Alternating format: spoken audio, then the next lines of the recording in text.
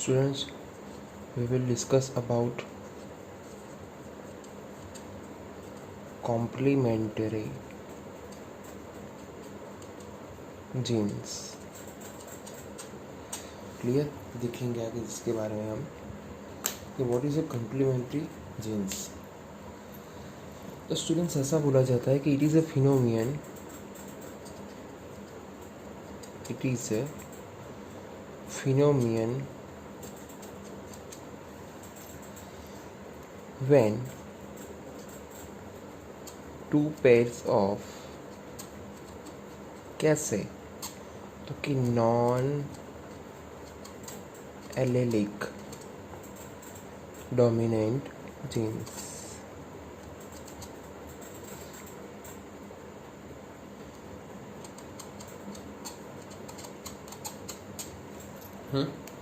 फिनोमियन ऐसा बोलता है कि two pairs of non allelic dominant genes which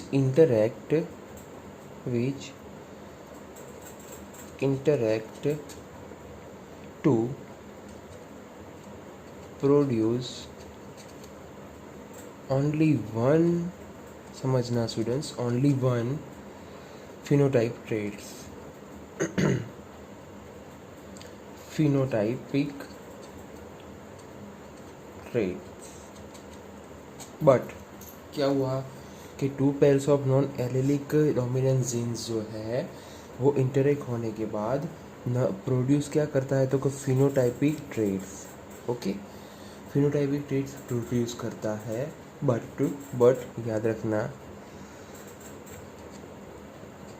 neither of them, यानी कि इफ प्रेजेंट अलोन, यानी कि उसके सिवा कोई है ही नहीं वहाँ पे ट्रेड में, तो produce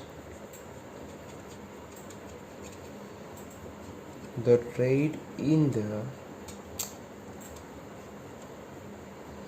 absence of others.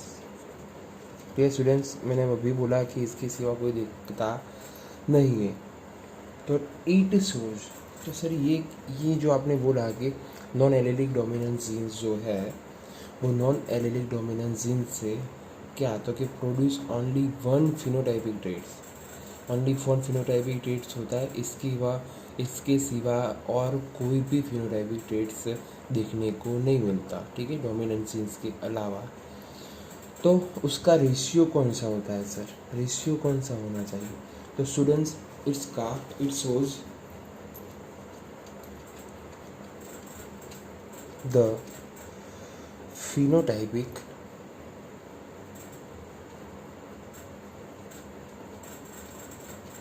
Ratio कितना तो कि 9:7. ठीक है, उसके एग्जांपल में कौन सा ले सकते हैं तो कि example of production of flower colour in sweet pea, जिसका नाम है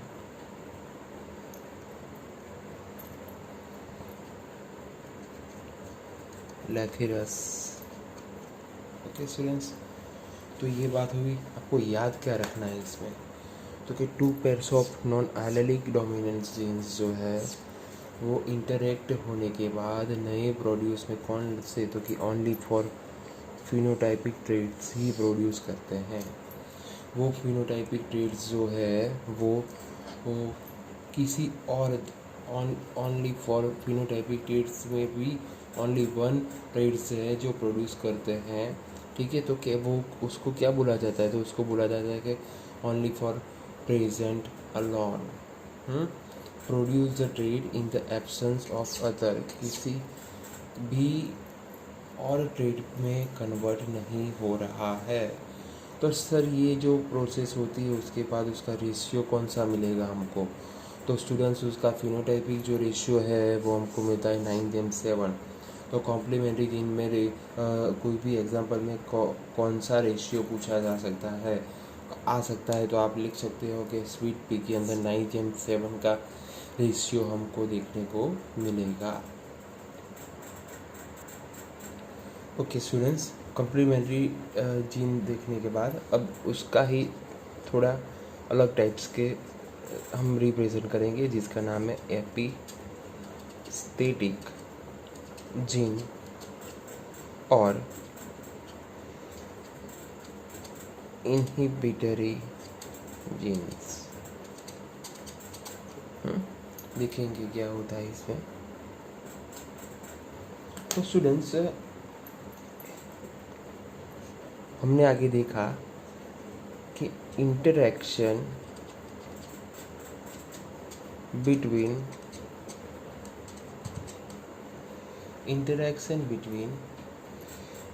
to non allelic genes. Clear that interaction करवाना है दो नॉन एलेलिक जीन्स में। सपोज स्टूडेंट्स, इसमें दो प्रोसेस देखने को मिलेंगी। Suppose one gene makes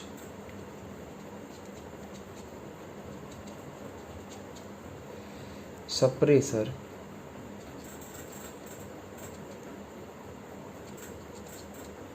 suppresses the expression of other। Clear that, समझना, दो वर्ड्स में लूँगा। One genes make suppressors the expression of others. ठीक है, तो ये जो जीन्स है, ठीक है, and the genes which got separate is called hypostatic factor।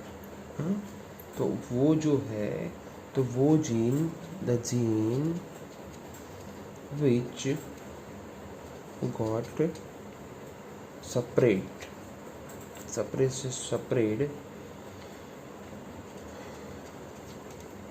is called hypostatic factor and suppressor। And जो सप्रेसर होगा उसका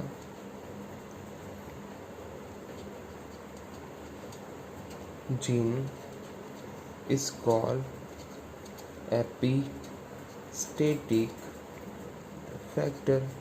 दो फैक्टर की है हमने बात की, hypostatic factor and epistatic factors. And such interaction call, उसका जो इंटरैक्शन होगा, एंड इंटरैक्शन कॉल उसको हम बोलेंगे स्टूडेंट्स, उसको हम बोलेंगे एपिस्टेटिस। क्लियर दैट, रिपीट करूँगा स्टूडेंट्स के interaction between two non allelic genes है, उसमें से कोई एक ट्रेड्स यानी कोई एक जीन्स जो है वो डोमिनेंट होता है दूसरे पे हावी होता है, यानी कि अपने कैरेक्टर से दूसरे के ऊपर वो रिप्रेजेंट करता है। यानी कि कोई एक जो जीन्स है, one gene make suppressor and the expression of other. ठीक है, तो कोई एक जो है लाइक दैट, हम ये जो है कोई एक सीड्स की बात करते हैं, तो मैं फॉर एग्जांपल लेता हूँ, आगे दूसरा मैं एग्जांपल लूँगा। पर ये एग्जांपल में ऐसा बोला हूँ कि दो सीड्स देखने को मिलते हैं, येलो एंड ग्रीन। तो वो जो है उसके अंदर से ऐसा हो सकता है कि जो येलो कलर से वो ग्रीन पे क्या होता है, सप्रेशन करता है ना, और एक्सप्रेशन दिखाता है। सप्रेशन और एक्सप्रेशन की वजह से क्या होगा, तो कि ये green colour convert into the yellows. तो उसमें दो हमको सेक्शन देखने को मिलते हैं, दो टाइप्स के। कि सपोज ऐसा होता है तो क्या, तो कि जो सप्रेसर होता है, जो सप्रेशर होता है, लाइक दैट मैंने बोला कि ये जो ग्रीन कलर था वो ग्रीन कलर क्या होगा, येलो होगा, तो वो हाइपोस्टेटिक फैक्टर बोला जाएगा। यानी कि जो जीन्स है, डोमिनेंट जीन्स जिस पे हावी होता है उसको हाइपोस्टेटिक फैक्टर बोलेंगे। और जो करवाता है यानी जो डोमिनेंस होता है उसको एपिस्टेटिक फैक्टर बोलते हैं, और ये जो प्रोसेस है उसको हम बोलेंगे एपिस्टेटिस। एक एग्जांपल से देखेंगे हम कि इसमें क्या होता है। उसमें एपिस्टेटिस जो है स्टूडेंट्स,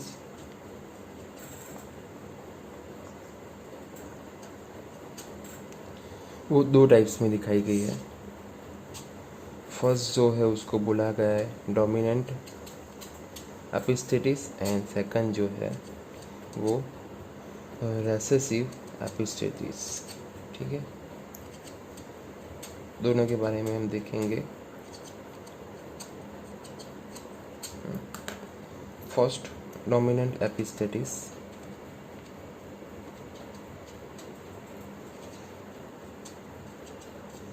इसमें हम एक और एग्जांपल ले सकते हैं, हैंड जो होती है उसके फिदर्स का भी, वो मैं बाद में अभी दिखाता हूँ आपको। इसमें देख लेते हैं, in this out of 2 pairs of genes, the dominant one makes the expression of the other genes। ठीक है स्टूडेंट्स, कि जो डोमिनेंट होती है 2 पेयर्स हम देखेंगे, तो कि जो डोमिनेंट होती है वो dominant one make the expression of other genes, यानी कि दूसरे पे क्या होती है, हावी होगी। ठीक है, जीन पेयर, उसके वजह से उसका रेशियो बनेगा, तो कि the ratio obtain in this way may be 12 gem 3 gem 1 और 13 gem 1 हो सकता है। कौन सा, तो किसमें होगा ये, तो कि code colour gene in dog. मैंने आगे बोला आपको कि आप उसमें जो हैंड के फिगर्स का भी आप एग्जांपल ले सकते हो, बट यहाँ पे जो रेशियो दिखाया गया है वो आप देख सकते हो कि कौन सा है। तो जो है डोमिनेंट जो है वो एक्सप्रेस करता है दूसरे पे, तो आप देख सकते हो यहाँ पे डोमिनेंट की जो मात्रा है वो काफ़ी ज़्यादा हो सकती है कंपेयर ऑफ रेसेसिव के अंदर से। क्लियर है स्टूडेंट्स? आगे देखते हैं दूसरा एग्जांपल। दूसरा दिया गया है रेसेसिव, जो आपने आगे कहीं पढ़ा है, रेसेसिव एपिस्टेटिस। ये काफ़ी सारी थियरी आपको एमसीक्यू में ज़्यादातर काम आएगी। रेसेसिव एपिस्टेटिस में क्या है कि out of the 2 pairs of genes, out of the 2 pairs of genes the recessive, यहाँ पे स्टूडेंट्स हमने डोमिनेंस लिया, यहाँ पे लेंगे हम recessive epistasis. Recessive epistasis gene make the activity of, समझना, activity of dominant gene of the other gene locus, यानी लोकस। ओके, अदर जीन्स पे लोकस होता है, यानी कि ऐसा नहीं होता कि उसमें जो रेशियो है वो अलग देखने को मिलेगा। हाँ क्लियर स्टूडेंट्स?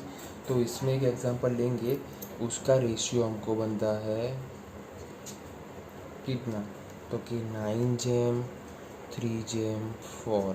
तो स्टूडेंट्स आप देख सकते हो कि डोमिनेंस के साथ साथ ये जो रेसेसिव है वो उसके हाफ देखने को मिलते हैं। ठीक है, यानी कि इसमें बोला है कि जितने डोमिनेंस है उसके हाफ तो वो जो रेसेसिव एपिस्टेटिस जीन में the activity of dominance jeans of the other gene locus. ठीक है, अदर जीन लोकस के कंपेयर में जो डोमिनेंस का है वो रेसेसिव से थोड़ा ज़्यादा होता है रेसेसिव एपिस्टेटिस के अंदर। तो एग्जांपल कौन सा है, तो कि ये example of coat colour of gene in mice. तो स्टूडेंट्स यहाँ पे हमने दो एग्जांपल देखे, कोड कलर ऑफ डॉग और coat colour gene in mice. मैंने आपको आगे भी बोला कि दूसरा भी एक एग्जांपल हम ले सकते हैं, कौन सा, तो कि उसमें हम जो हैंड है, हैंड उसके फिदर्स में ले सकते हैं। उसके फिदर्स में क्या होता है, तो कि उसके फिदर में ऐसा होता है कि हेट्रोजाइगस और हेट्रोजाइगस की जो जो जॉइन है, पैर्स है, ठीक है, उसमें क्या होगा, तो कि उसमें हमको वाइट कलर फिदर्स की हमको हैंड देखी जाएगी। उसके अंदर जो पेरेंटल है वो वाइट कलर का फिदर्स होगा। फिर F1 जो हमको मिलती है वो भी वाइट कलर होगी, ठीक है। और उसका फिर जो हमको मिलेगा F2 जनरेशन। तो F2 जनरेशन में थोड़ा बहुत हमको डिफ्रेंशिएशन देखने को मिलता है। तो कि टू टाइप्स ऑफ जो हमने हैंड ली थी उसमें दोनों कलर वाइट ही थे। F1 जनरेशन आई, F1 जनरेशन में भी कलर वाइट थे, ठीक है। बट आगे क्या हुआ, तो कि F2 जनरेशन में जब उसका सेल्फ ये जो टेस्ट क्रॉस करवाया गया, ठीक है, तो उसके माध्यम में क्या हुआ, तो पुनेट स्क्वायर से पता चलता था कि जो वाइट कलर है उसके सिवा उसमें जो काफ़ी सारी जो हैंड थी वो उसके फिदर्स कलरफुल देखने को मिले। तो एपिस्टेटिस का ये भी एग्जांपल ले सकते हैं, डोमिनेंट के और रेसेसिव के, ये एग्जांपल भी हम ले सकते हैं। Next topic students,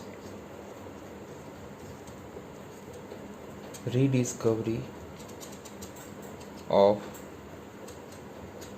Mendel's laws, ठीक है, देखेंगे इसमें।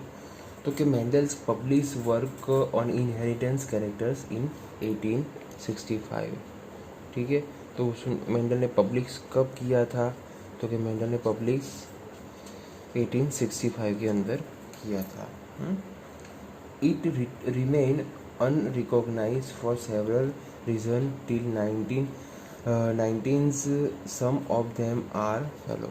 तो उसमें क्या हुआ गया कि 90s के अंदर स्टूडेंट्स, 19th के अंदर, ठीक है, ये रिकॉम्बिनेंट किया गया उसके सब जो मेंडल्स ने काम किया था लॉज में, ठीक है। तो वो उसमें कौन कौन से थे रीडिस्कवरी, तो कि फर्स्ट था communication work difficult. Students, communication work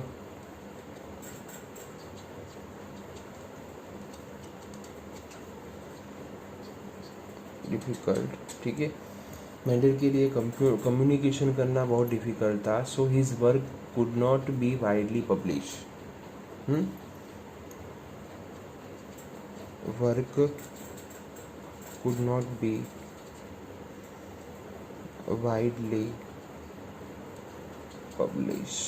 okay students, second thing देखते हैं, his concept of gene as stable unit that control the expression of traits and of the pairs of alleles which did not blend was not accepted। एक ही बात थी students के, कौन सी, तो के concept of gene थे उसके, of genes as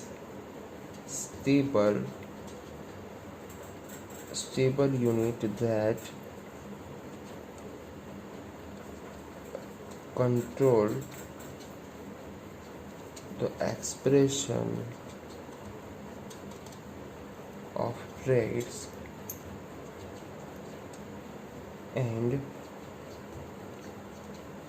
the pair of alleles which did not blend was not accepted, ठीक है। ये एक्सेप्ट नहीं हो सका।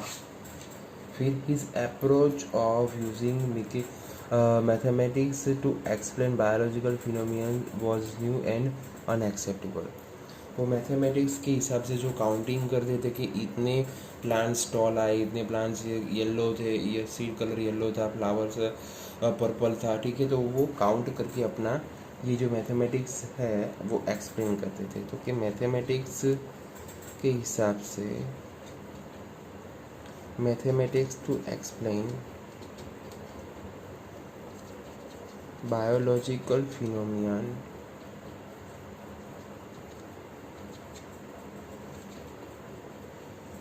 was new and unacceptable। ठीक है स्टूडेंट्स, एंड लास्ट वन कि he could not provide any physical proof of for the existence of factor। जो could not provide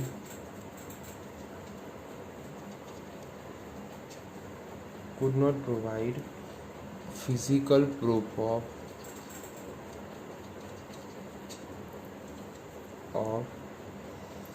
existence of factors।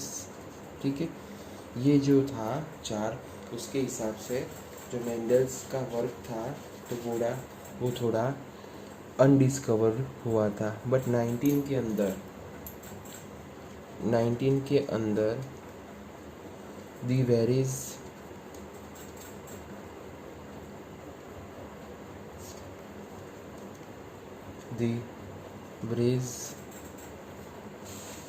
occurrence and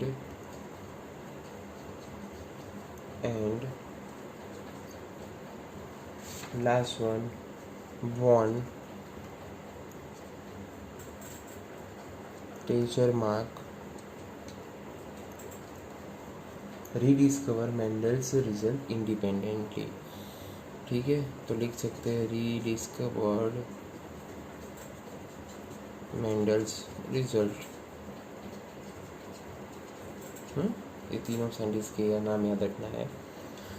और and due to microscope and they carefully observe cell division. फिर students उन लोगों ने क्या देखा, तो कि उन लोगों ने सेल डिवीजन माइक्रोस्कोप के अंदर एब्जॉर्ब किया। स्टूडेंट्स माइक्रोस्कोप के अंदर एब्जॉर्ब देखने के बाद this lead to discover of chromosomes. तो उसके अंदर उनको माइक्रोस्कोप के अंदर उनको न्यूक्लियस के अंदर एक ऐसी पैड्स देखने को मिली। अंडर माइक्रोस्कोपिक कंडीशन में ऐसी पैर देखने को मिली। उन लोगों ने उसका नाम दिया क्रोमोसोम। अभी तक मेंडल ने ऐसा कुछ नाम नहीं दिया था कि ये वो बोले थे कि ट्रेड्स है, एलेल्स है बड़ा, ठीक है, बट उन्होंने ऐसा कुछ नहीं बोला था कि ये क्रोमोसोम बोला जा सकता है, जिसके वजह से इनहेरिटेंस प्रोसेस देखने को मिलती है। तो ये जो क्रोमोसोम्स हैं, structure in the nucleus that appear in double and divide just before each cell division. मैंने अभी बोला कि ये क्रोमोसोम क्या था, तो कि जब भी सेल डिवीज़न की प्रोसेस होती है, सेल डिवीज़न की प्रोसेस के दौरान वो उसके जो पेयर्स है, वो पेयर्स एक दूसरे के सेल्स के, यानी कि जो नए ऑफस्प्रिंग सेल्स प्रोड्यूस होते हैं उसके अंदर कन्वर्ट होने को दिखती है। ठीक है स्टूडेंट्स, तो ये हुई रीडिस्कवरी ऑफ मेंडल्स लॉ। ठीक है, किसके वजह से, तो कि फर्स्ट ऑफ ऑल देख सकते कम्युनिकेशन वर्क डिफ़िकल्ट था, इसके हिसाब से उसका वर्क साइलेंट रह गया। ठीक है, फिर जो था तो कि वो क्या था, तो कि control the expression of trades and pairs of alleles which do not bend was not accepted. इसके वजह से फिर क्या था, तो mathematics to explain biological phenomenon was new and unacceptable. ठीक है स्टूडेंट्स, ये बात की गई थी मेंडल ने। आगे, could not provide physical proof of existent factor. उन्होंने जो फिजिकल प्रूफ उसके पास नहीं था कि ये कौन सी प्रोसेस हो रही है। मेंडल जो भी प्रोसेस करते थे वो सही थी, बट वो एक्चुअल में वो जो प्रोवाइड होना चाहिए प्रूफ के साथ वो नहीं एग्जिस्टेंस फैक्टर को नहीं कर पाए, ठीक है। फिर उसके बाद 19 के अंदर de Vries Correns and von Tschermak जो आए, तो उन्होंने रीडिस्कवर किया। रीडिस्कवर में क्या किया था उन्होंने, अंडर माइक्रोस्कोप बहुत कुछ काम किया। अंडर माइक्रोस्कोप काम करने के बाद उनको पता चला कि सेल है, सेल के अंदर जो न्यूक्लियस है, न्यूक्लियस के अंदर एक ट्रेस यानी कि एक क्रोमोसोम्स देखने को मिलता है। एक चीज़ देखने को मिली जो सेल डिवीज़न के दौरान वो नए सेल के अंदर ऐड होती है, ठीक है। तो उसको बोला गया है कि structure in the nucleus that appeared in double and divide just before each cell division। लिख सकते हैं स्टूडेंट्स, डबल एंड डिवाइड।